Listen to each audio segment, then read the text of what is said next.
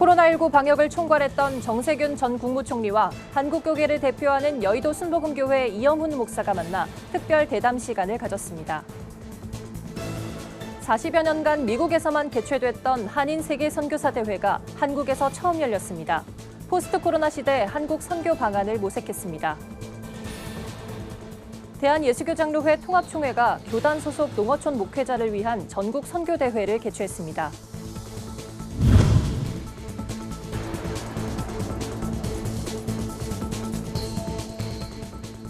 여러분 안녕하십니까? 구티비 뉴스입니다. 구티비가 특별 초대석에 코로나19 방역을 총괄했던 정세균 전 국무총리를 초대했습니다.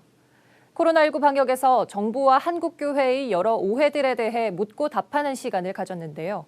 한국교계를 대표하는 여의도 순복음교회 이영훈 목사가 진행을 맡았습니다. 진은희 기자입니다. 한국교회는 코로나19로 예배가 중단되는 초유의 사태 속에 큰 어려움과 혼란을 겪었습니다. 한때는 방역당국의 잘못된 발표로 교회발 코로나라는 낙인이 찍히기도 했습니다.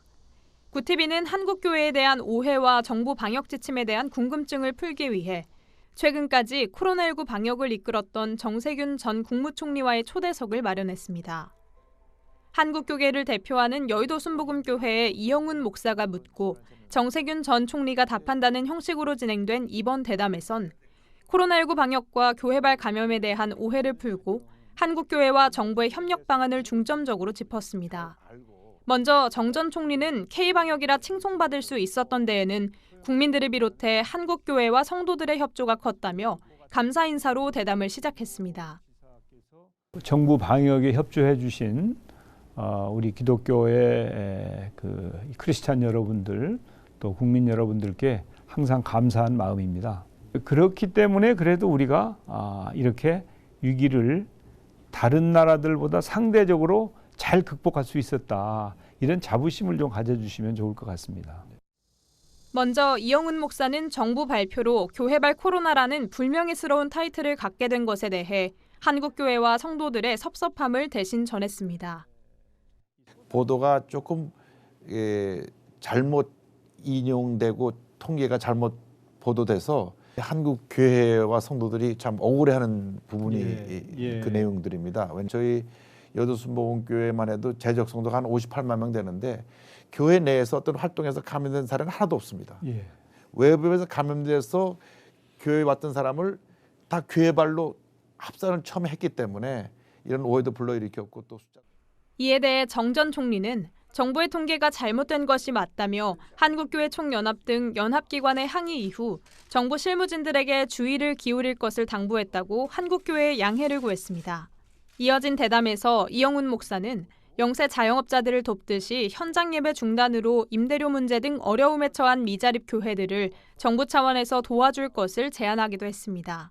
제가 다닌 교회는 아주 소형 교회였거든요. 그 헌금도 굉장히 적지요. 그런 때에 그 어려움이 생각이 나서 그런 교회에 대해서는 좀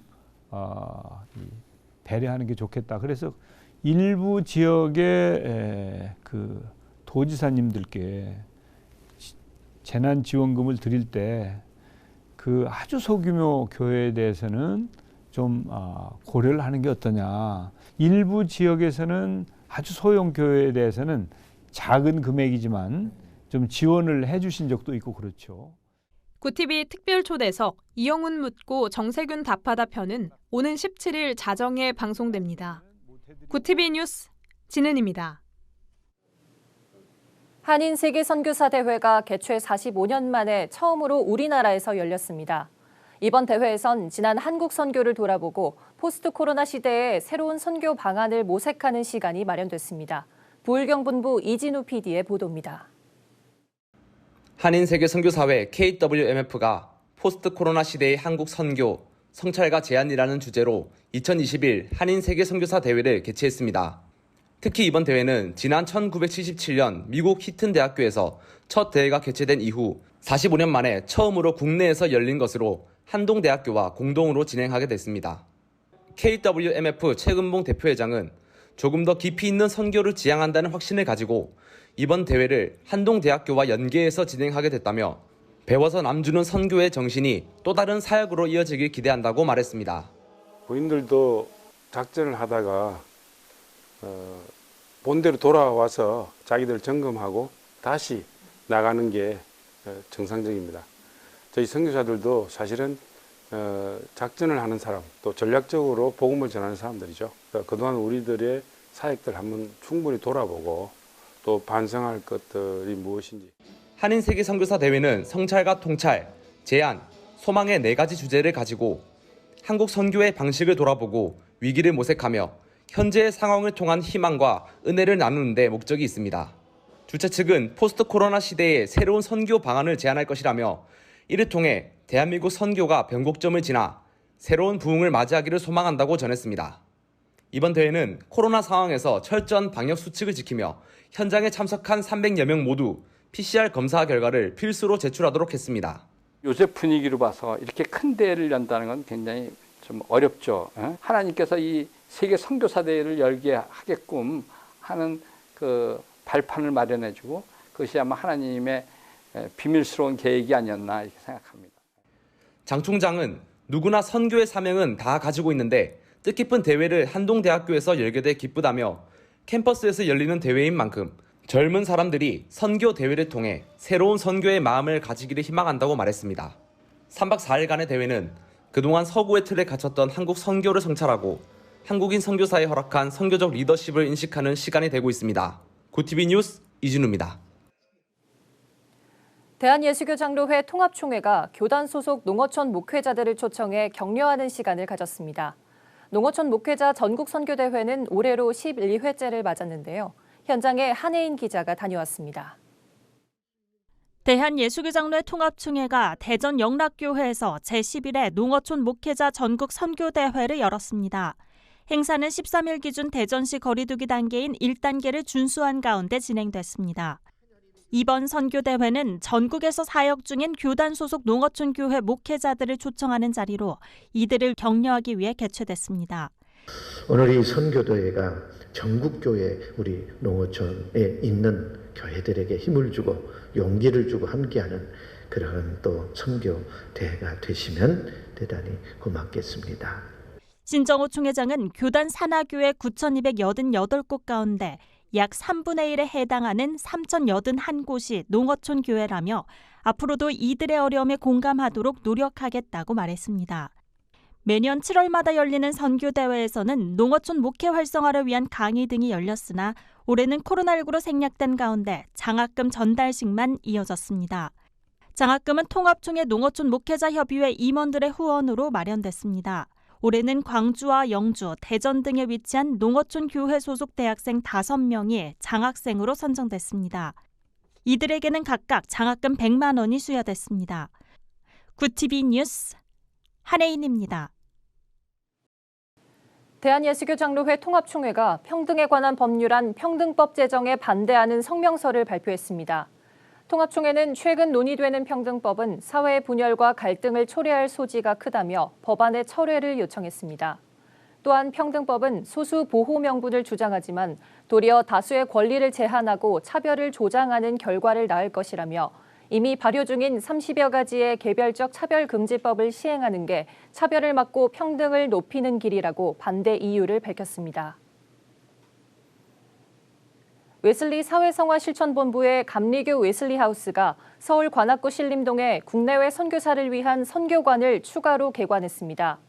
감리교 웨슬리하우스 관장 이상윤 목사는 코로나가 지속하면서 해외 선교지로 복귀하지 못하고 국내에 머물거나 일시 귀국한 선교사가 점차 늘어나고 있다며 개관 배경을 설명했습니다. 감리교 웨슬리하우스는 이달 말까지 내부 수리를 마치고 가전 등 집기와 비품을 마련해 이르면 8월부터 선교사들이 사용할 수 있도록 할 계획입니다. 이스라엘 남부에서 구약 성경 사사기에 등장하는 여룻바알의 이름이 새겨진 비문이 발견됐습니다. 이 비문은 3,100년 전 것으로 추정되는데 도자기 그릇에 잉크로 사사 기드온의 별명 여룻바알이라고 쓰여 있습니다. 예루살렘 포스트에 따르면 도자기 물병에 새겨진 여룻바알이란 이름은 성경 본문 밖에선 처음 발견된 겁니다. 학자들은 여룻바알이 직접 자신의 항아리에 이름을 쓴 것으로 추정하고 있습니다. 오늘의 이슈 포커스입니다. 15일부터 세종과 전북, 전남, 경북 등 4개 지역을 제외한 전국에서 새로운 거리두기 2단계가 시행됩니다. 김부겸 국무총리는 14일 중앙재난안전대책본부 회의에서 비수도권의 하루 평균 확진자 수가 지난주보다 2배 이상 급증했다며 지역별로 사적 모임 인원과 영업시간 제한 등 강화된 방역 조치도 추가 시행할 예정이라고 설명했습니다. 2단계가 적용되면 9인 이상 사적 모임 금지 조치에 따라 친구나 지인, 직장 동료와는 최대 8명까지만 모일 수 있습니다. 코로나19가 확산됨에 따라 14일부터 수도권 학교들이 전면 원격 수업에 들어갔습니다. 교육부는 오는 25일까지 수도권의 유치원, 초중고, 특수학교 등에서 등교를 중단시키고 전면 원격 수업을 진행한다고 밝혔습니다. 다만 학기 말 평가나 성적 확인, 고3 학생 백신 접종 사전 교육 등 예외적인 경우에는 등교가 가능합니다. 학원은 다른 다중이용시설과 같이 오후 10시까지 운영할 수 있으며 좌석은 2칸을 띄운 채 수업을 진행해야 합니다. 문재인 대통령이 2025년까지 투자 규모를 220조 원으로 늘리는 한국판 뉴딜 2.0 계획을 발표했습니다. 문 대통령은 14일 제4차 한국판 뉴딜 전략회의를 열고 투자 규모 확대와 함께 국민 참여형 뉴딜 펀드 1,000억 원도 추가로 조성해 성과를 국민과 공유하겠다고 밝혔습니다. 특히 기존의 디지털 뉴딜과 그린 뉴딜에 이어 휴먼 뉴딜을 새로 추가해 청년 생활 안정과 교육 격차 해소를 위한 정책에 중점을 두겠다고 강조했습니다. 지난달 취업자 수가 58만 명 넘게 늘면서 넉 달 연속 증가세인 것으로 나타났습니다. 통계청이 발표한 6월 고용 동향에 따르면 지난달 취업자 수는 2,763만 7천 명으로 1년 전보다 58만 2천 명 증가했습니다. 특히 계속 감소세를 보여온 40대 취업자 수가 지난달 12,000명 증가해 2015년 10월 이후 68개월 만에 증가세로 돌아섰습니다. 구TV 뉴스 박예리입니다. 구TV 월드와이드입니다. 일본이 세계유산으로 등재된 군함도 등에서 벌어진 조선인 강제노동의 역사를 사실상 왜곡했다는 사실이 유네스코 등 국제기구의 조사로 재확인됐습니다. 외교부에 따르면 유네스코와 국제기념물 유적협의회 공동조사단이 지난달 도쿄의 산업유산정보센터를 시찰한 내용의 실사보고서에서 한국인 등이 강제로 노역한 역사를 제대로 알리라는 세계유산위원회의 권고를 일본이 이행하지 않은 것으로 드러났습니다. 오는 16일 열리는 세계유산위원회에 상정돼 일본 근대산업시설 결정문안도 공개됐는데 여기엔 강력하게 유감이란 표현과 함께 일본의 약속 이행을 거듭 촉구하는 내용이 담겼습니다. 중국 수저우시의 호텔 건물이 지난 12일 폭삭 주저앉은 붕괴 참사는 불법 개조 때문인 것으로 드러났습니다. 무너진 스지카이 위안 호텔은 지난 2018년 새롭게 문을 열었지만 해당 건물은 지어진 지 30년이 넘은 상태였습니다. 신화통신은 사고 현장 구조 지휘부가 초보적인 조사를 한 결과 이번 참사는 호텔 소유주가 사적으로 호텔 개조 공사를 하다가 무너진 것으로 파악됐다고 전했습니다. 현재까지 구조된 사람은 모두 14명으로 이 중 8명은 숨졌고 부상자 중에 중상자도 다수 있는 것으로 알려졌습니다. 미국 항공기 제조업체 보잉의 주력 기종인 787 드림라이너에서 또다시 제조 품질상 결함이 발견됐습니다. 로이터 통신에 따르면 미 연방항공청은 보잉의 재고 목록에 있는 아직 인도되지 않은 드림라이너 일부가 기수 부분에 새로운 제조 품질 문제를 안고 있다고 밝혔습니다. 항공청은 이 문제가 당장 항공 안전에 위협을 가하진 않지만 보잉이 항공기 인도 전에 이를 개선하기로 약속했다고 전했습니다. 787 항공기는 연료 효율적인 이중 통로 구조로 전 세계에서 1,900대가 주문되는 등 큰 인기를 얻었지만 잇따른 결함이 발견돼 현재 100여 대의 재고를 안고 있습니다. 네팔 정치권이 지난해부터 극심한 혼란을 겪고 있는 가운데 셰르 바하두르 대우바 전 총리가 생애 5번째로 총리에 임명됐습니다. 네팔 언론에 따르면 비디아 데비 반다리 네팔 대통령은 대우바 전 총리를 새 총리로 임명했습니다. 대우바 총리 내정자는 지난 1995년부터 2018년까지 4번 총리직을 수행하다 이번 임명으로 5번째 네팔 총리를 하게 됐습니다. 반다리 대통령의 새 총리 임명은 대법원의 결정에 따라 이루어졌습니다. 구TV 뉴스 오현근입니다.